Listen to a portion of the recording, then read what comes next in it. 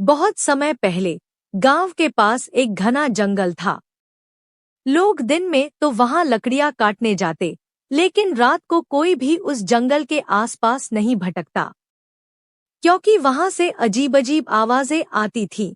कभी बच्चे के रोने की, कभी औरत के चिल्लाने की। गांव के लोग कहते थे कि उस जंगल में एक भूतनी रहती है। जो भी रात में वहां जाता वह कभी वापस नहीं आता। एक दिन तीन दोस्त रामू, श्यामू और गोकुल आपस में शर्त लगाने लगे। रामू बोला, मैं भूत प्रेत में विश्वास नहीं करता, ये सब अफवाहें हैं।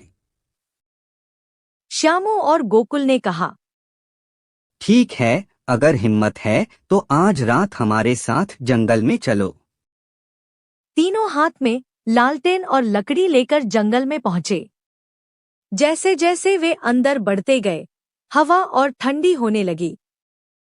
पेड़ों की डालियां ऐसे हिल रही थी जैसे कोई उनका रास्ता रोक रहा हो। अचानक रामू ने देखा कि एक पुराने बरगद के पेड़ के नीचे सफेद कपड़ों में कोई औरत खड़ी है। उसका चेहरा ढका हुआ था। श्यामू डरते डरते बोला, कौन कौन हो तुम? उस औरत ने धीरे धीरे चेहरा उठाया। उसकी आंखें लाल जलती हुई अंगारों जैसी थी और मुंह से खून टपक रहा था। तीनों चीख पड़े।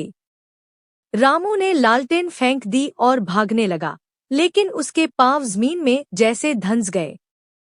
औरत की भूतनी जैसी हंसी जंगल में गूंज उठी। श्यामू और गोकुल ने किसी तरह रामू को पकड़कर खींचा और तीनों भागते भागते गांव पहुंचे। सुबह जब लोग उस पेड़ के पास गए तो वहां ताजी राख और जलने की गंध मिली। गांव के बुजुर्गों ने बताया, वह पेड़ शापित है। कई साल पहले यहाँ एक औरत की हत्या हुई थी। उसकी आत्मा अभी भी न्याय की तलाश में भटक रही है। उस दिन के बाद किसी ने हिम्मत करके रात को जंगल में कदम नहीं रखा।